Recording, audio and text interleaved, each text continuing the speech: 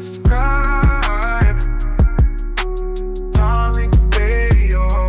Watch and subscribe. So much of who I am is directly tied to this city. New Orleans has played such a crucial role, you know, historically, spiritually, culturally. It's so important, you know, to emphasize just what this city really is and what it can and will be. You know, they say that New Orleans is the northernmost Caribbean island or the most African city in America. And I think that is part of what makes us unique. We have managed to retain, right, so much of our diasporic connections, and not just to Africa, but around the world. And family, let's stop letting people try to overly Africanize us.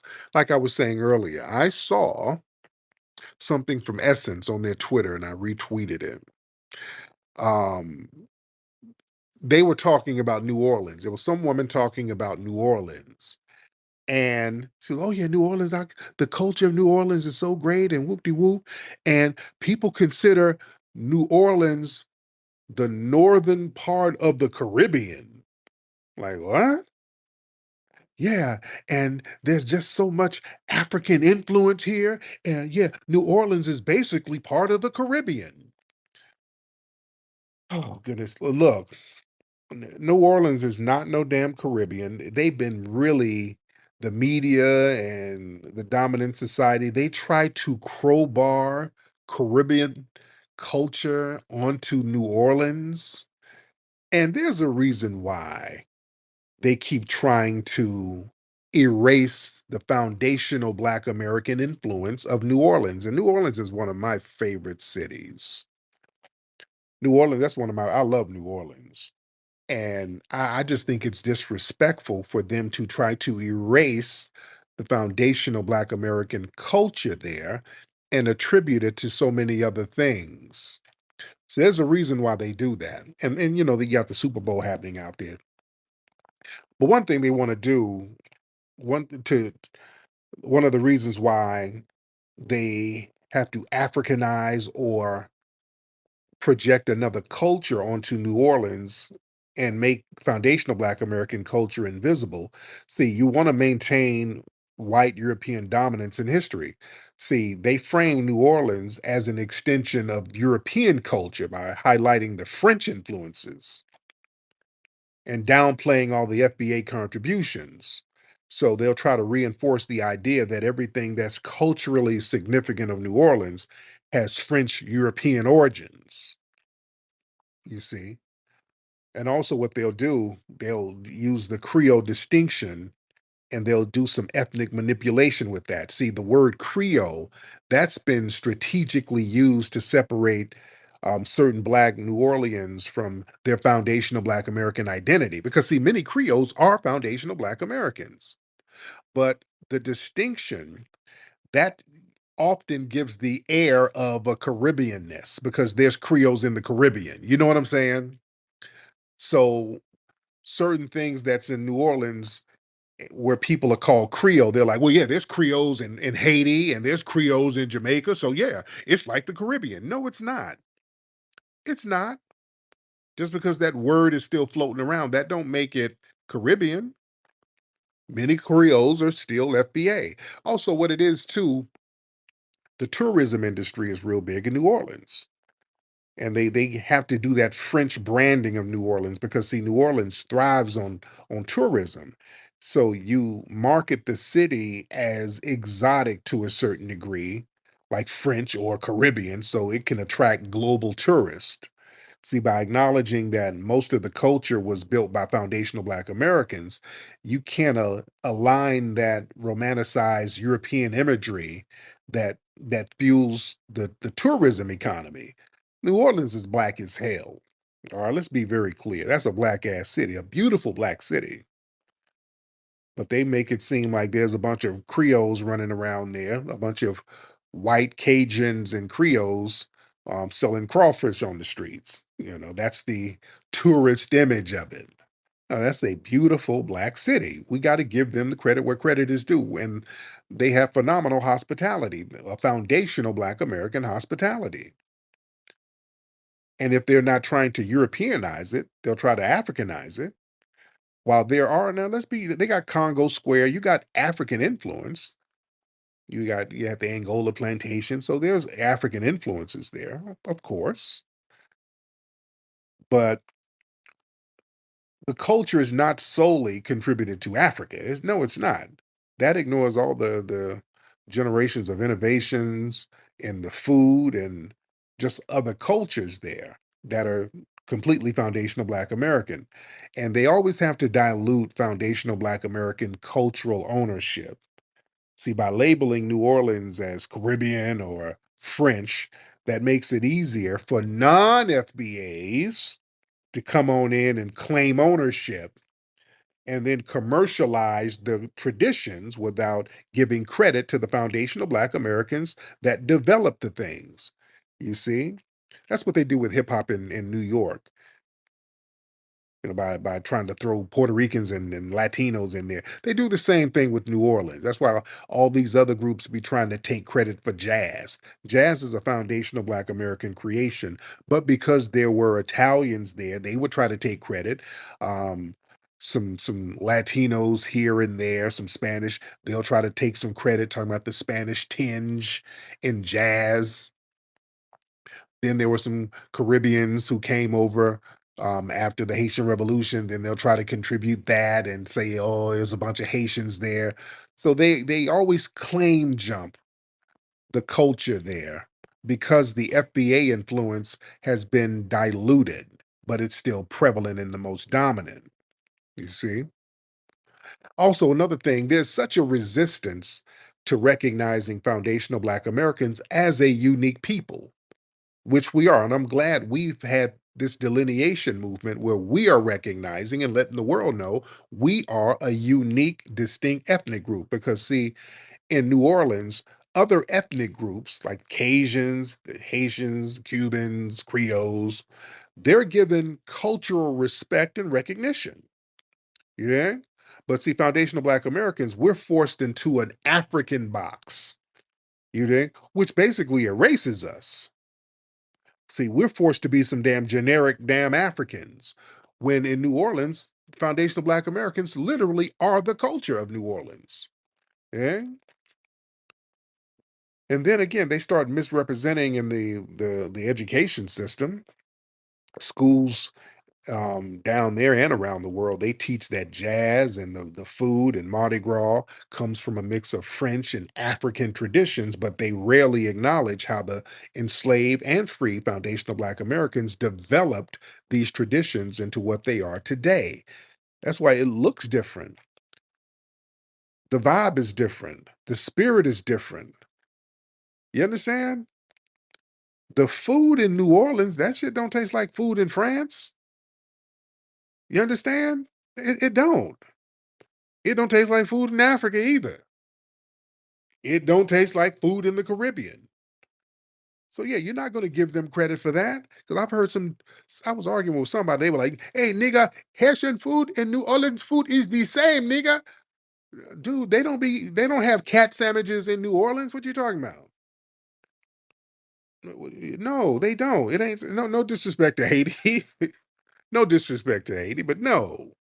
I've been to Haiti. I love my Haitian people. Y'all great people, but no, the food ain't nowhere near the same. Stop it. Just stop playing and bullshitting. Yeah. And it's a lot of gentrification and cultural theft down there. Down there in New Orleans, they got so many unique things culturally, like that second line parade. Love that. Now, yeah, you have African cultures and Caribbean cultures. They have dance-based traditions.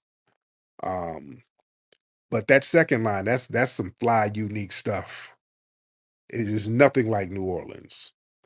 That's originating from that black funeral tradition down there. Also, the New Orleans bounce music, you know, that's culturally theirs.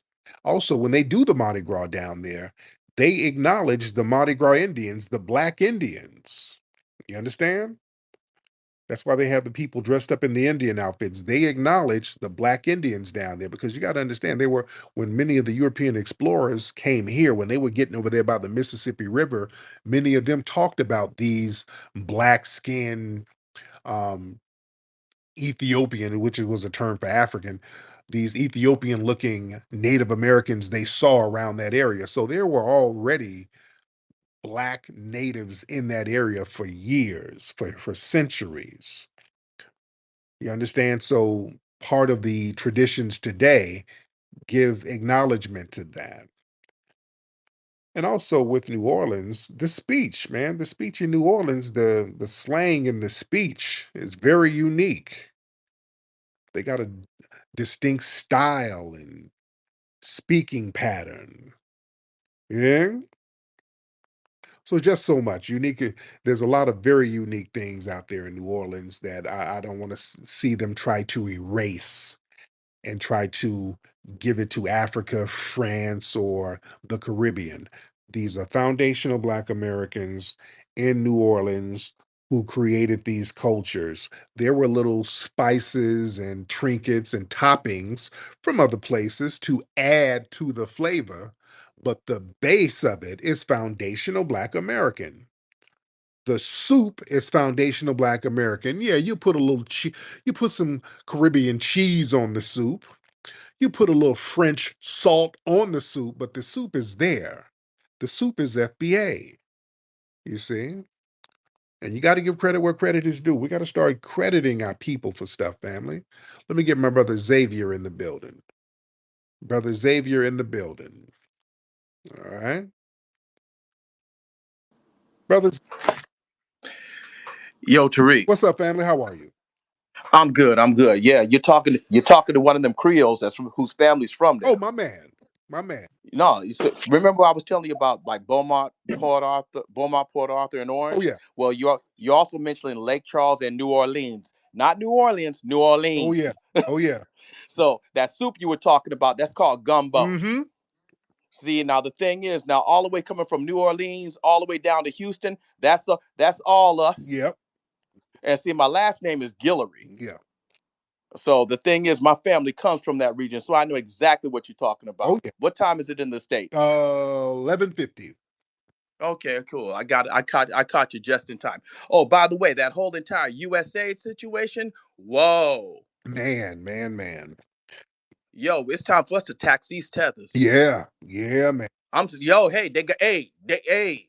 We don't have receipts. We got invoices. I'm like, oh no no no no no. You came over here on my money. You've been getting fed. Oh no no. Mm. Cut the check. You too. Yeah. All them Africans heads of states like been stuffing and like posing with their Ferraris in Dubai. Oh, that's our cake. Mm-hmm. So what Trump then messed around and did is he just put out the invoices on everybody. Oh, we taxing everybody now. Oh, yeah. Yes, indeed. Oh, yeah, and it's like, yo, man, it's on now. Now, other than that, I'm gonna land my plane. You go and finish the rest of your My broadcast. brother, I appreciate you. Let's get PJ. You in here, PJ? Yeah, hello. Hey, PJ, how are you? I'm good. How are you doing, Tariq? I'm good, sir. What's on your mind? So I'm this is a bit of a lighter question.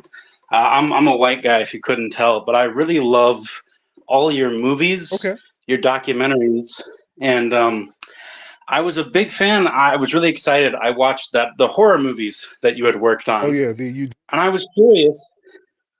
Oh, sorry. I was curious if you would ever consider making another horror movie, maybe with some underused by Hollywood FBA actors like Avery Brooks or people like that. Yeah, I'm thinking about doing another horror movie because we had fun doing it. So yeah, I am thinking about doing that. I got so many other documentaries that I got to do. I got about um, we got to do Hidden Colors, the next one. We're gonna do another Buck Breaking. Also, I got a lot of movies on the table that I got to do. So that's what it is. All right, let me get some more folks in here. Let's get some more people in the building, ladies. Oh, what's up? We got Stanky Stacy. I ain't seen Stanky Stacy in a minute. She's been hiding out. Stanky Stacy, how you been, dear? Did I get your intention now? Now what's going? Give me 1 second. I'm gonna get off my headphones. Okay, Do you hear me I now? can hear you great, dear.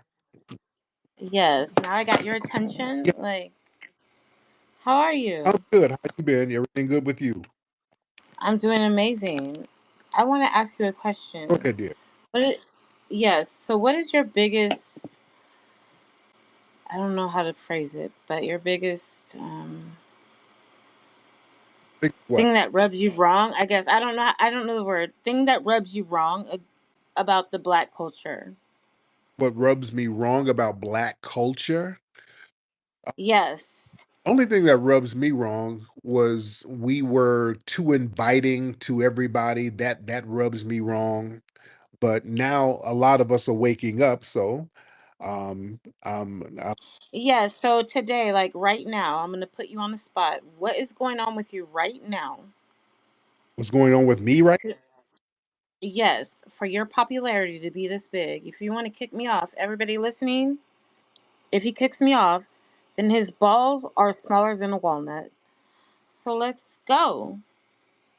Why my balls are disgusting. I know you do OnlyFans and you know, Oh, you see what I'm saying? That's all he's going to revert to. but That's all he's going to revert to.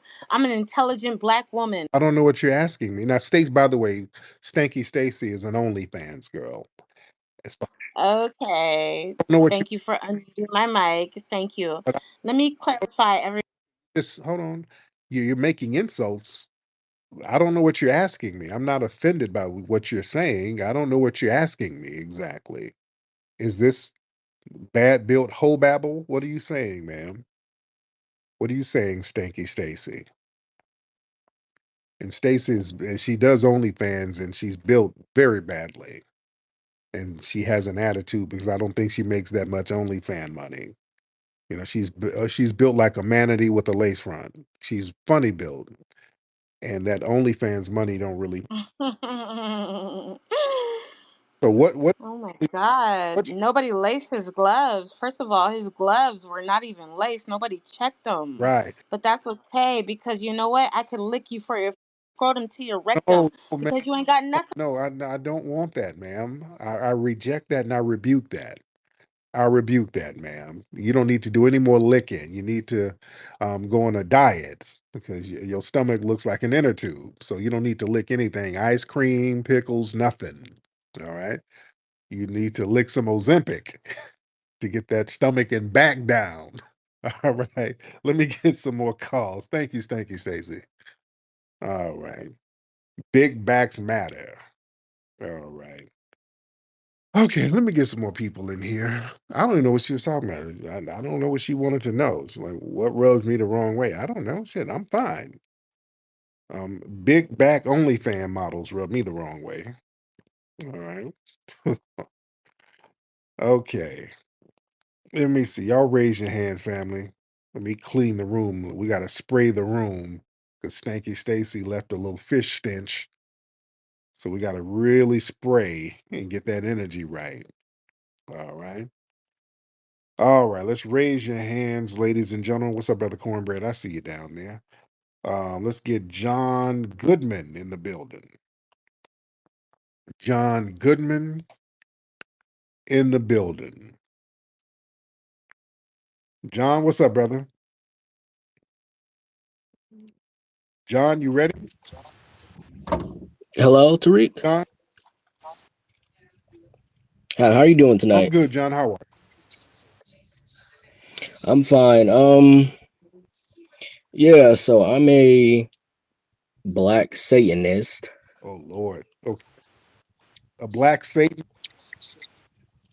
Yes, I grew up a Satanist. You know, I went to the church with Aleister Crowley and stuff. And Did you study? You study work with Anton LaVey? mm, a little bit, yes, a little bit. Mm. So And I grew up in a majority white area. right So now, were you adopted?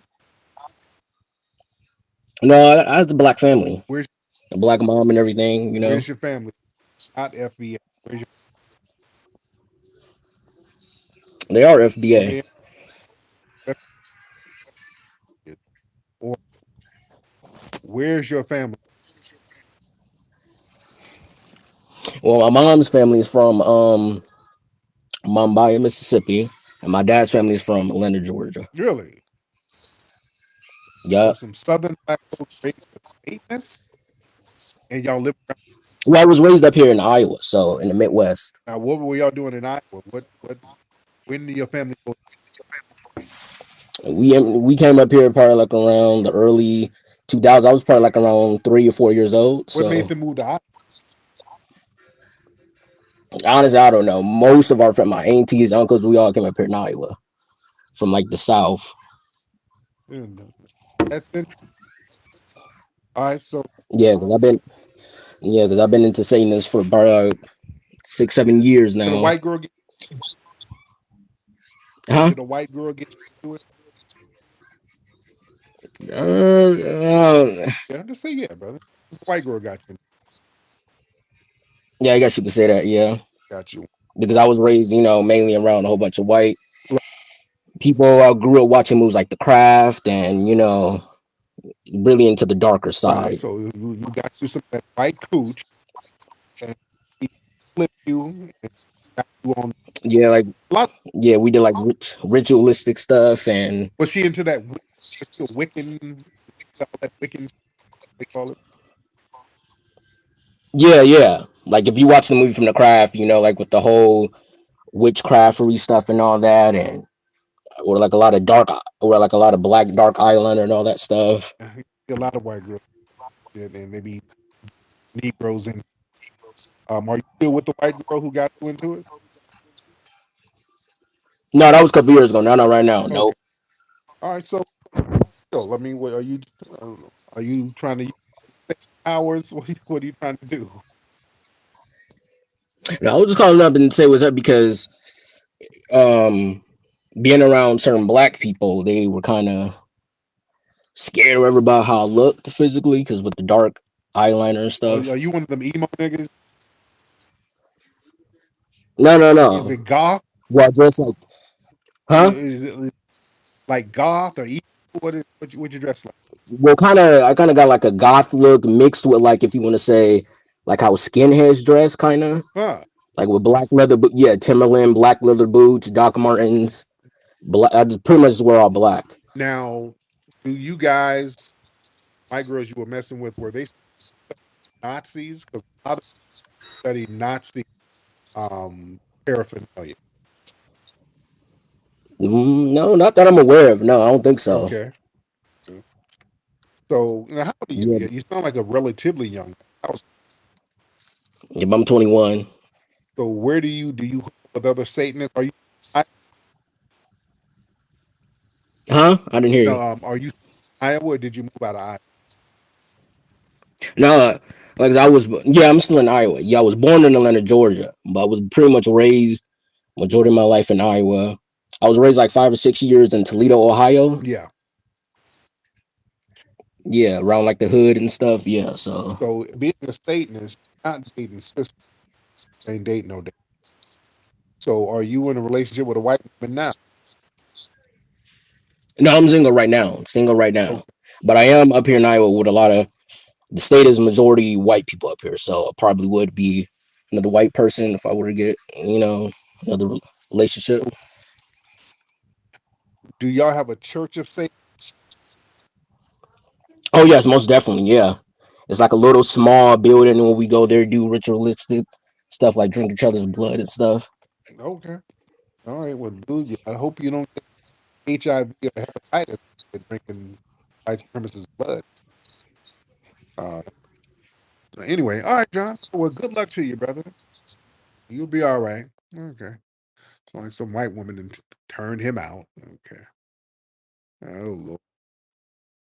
You'll be all right. All right. Shaka, what's up, brother Shaka? Man, I'm from Iowa. There's a few of us in here from Iowa. Dude, lying. We got nothing but black folks in the cities. There's nothing but black folks. So he got to be on the outskirts or something. And a lot of people don't know that Iowa. We took in a lot of Nigerians. So Dude ain't FBA. Yeah, that's what I'm saying. This dude don't sound like he's no damn FBA even talking like that. Yeah. So that's what's up, man. Thank you. Thank you so much. Let me get some more folks in here. Yeah, John, brother said, you capping, bro. All right, let's raise your hands, ladies and gentlemen, because we are in here deep. What's up, brother Terrain? I see you down there. The brilliant brother Terrain. Let's get Marcel Lovett. Marcel Lovett in the building. Brother Marcel. Hop in, Marcel. Hello? What's up, Uh, Tariq, I watched your video when you know how people keep saying that we next. Yeah, Do you know what's going on with the Palestinians versus the Jews, like Israel? there's Like, a lot going on. What about him? just in like this weird scenario. I know it's probably not going to happen to us, but first, like they kind of just took over their land and said, "I'm Jewish and I say so." And before the war, it was estimated between 2 million to 2.2 million Palestinians, and Trump inadvertently said that now it's 1.7 million. And he's putting sanctions, well, not sanctions, he's threatening to cut aid to these Arabian countries if they don't take them in. And I heard that now they're auctioning off Gaza to Jewish billionaires. And you think like maybe in like a weird scenario that could happen to us? Like what? What are they gonna do? Or possibly do? Well, first they genocided them and they destroyed their image, and I don't know. Now they're forcing other countries to take them in. If they don't, they're going to cut foreign aid to them. I know it's 43 million of us. That would be much harder. But Trump is like backing that in Yahoo. Mhm. Yeah, they're not. They can't do that to us. Again, I explained. You can't denationalize people. You're not going to kick us out. It would be America would just immediately fall. It would be the downfall of America. It would be on the shit list, and also um, having us as a stateless people that would make us dangerous because the UN, they would be forced to have to create a nation state for us specifically, and then it'd be on and popping. Then there would be sanctions against the US, and then other hostile nations would fund us to go against the U. It would be a complete mess. It would be a travesty. So yeah, they couldn't do that. They're not gonna. I mean, Go ahead. I know it's a far cry, but like Trump don't give a damn about the UN. He's the ICC, the International Criminal Court. Like he just threatened them. Also, he said if y'all don't take these charges off Netanyahu, we're going to cut aid and support or whatever it may be to them. Like he's just sending threats all over the place. Mhm. I know it's a far cry for that to happen to us, but it's crazy what happened to the Palestinians, in my opinion. Yeah, hopefully, they get it together. They getting exiled. They getting kicked out their nation, and Yeah, well, the energy is different over here with us because they didn't look. We've been dealing with these white supremacists for centuries, so we're battle ready. You understand that? right, That we ain't gonna go nowhere without no damn fight. You understand? It's yeah. we got a whole different. We ain't about to pile up on nobody's boat or nobody's plane willingly. They're not about to get 43 million of us up out of here at all under no circumstances. And not have everything burn the hell down. That's not gonna happen, brother. You dig? Yeah, because they did. Oh, sorry about that. Sorry about I didn't know you were still talking, but yeah, that's not gonna happen. We'll turn up too heavy, and we're not cornered off in little immigrant enclaves. We're spread out all over the place. Yeah, so that's not gonna happen. Yeah. All right, let me get some more people in here. Let me get some more folks up in the building.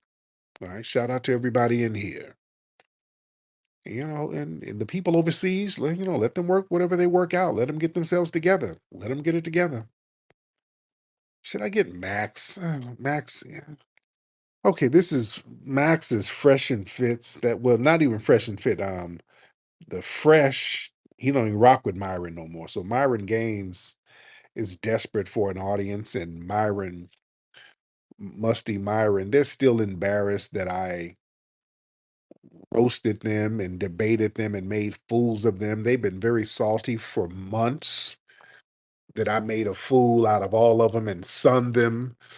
So they stay lurking in my pages, stay lurking in the room. This is Myron's quote manager, Max, Gary, whatever his name is. So he calls in trolling every damn night, upset because I made fools of those guys. Gary, Max, whatever your name is, when are you guys gonna get over it? Why don't you just accept your L and take your L, man? Just trolling, that's not gonna really undo the damage that I did to your guys' brand, right, Max? Max, are you in here, sir? Max, Gary, whatever name you use, because he uses his burner accounts. All right. And they're very, very salty. Well, he might be doing meth right now, so let me get him out of here. All right, let's get independent something. Independent. Independent. Independent in the building. All right. Independent ain't saying nothing. Let's get some more people. Let's keep moving on. Let's get Crypto Cruise. Crypto Cruise in the building. Then we'll get Raspy. All right, Crisp. What was this? All right, Independent, you in here? Independent's phone is tripping, so let's get Raspy. Raspy? Hear me? I Yes, can you hear I me? can hear you now. What's up, brother? Yo, what's good, Tariq? How you doing, I'm bro? good, man. What's on your mind? Man, just chilling, doing some work, but man, I've been wanting to, speak for a minute now. I'm a, listener for years, and I really respect what you Yep. do. You know what I mean? Like, yo, so I don't know. I just want to, just shout out Hidden Colors, everybody in the room. You know what I mean? The family. Y'all just keep on, you doing what you're doing. Keep your head up, and we gonna be all right. Just know that. Thank you so much, brother. Independent, you ready, ma'am? Yeah, sorry about that. It was at 3 o'clock AT&T crazy that happens with my internet. I just I wanted to chime in basically because I obviously voted for Trump, but I still wanted to. I'm independent at heart, Yes. and so but yep, and that's always the best thing to be because in the end it's about economics, right? Yep. Whoever is going to be doing the best for you economically is where you should vote or sit on the sofa if neither one. Yep.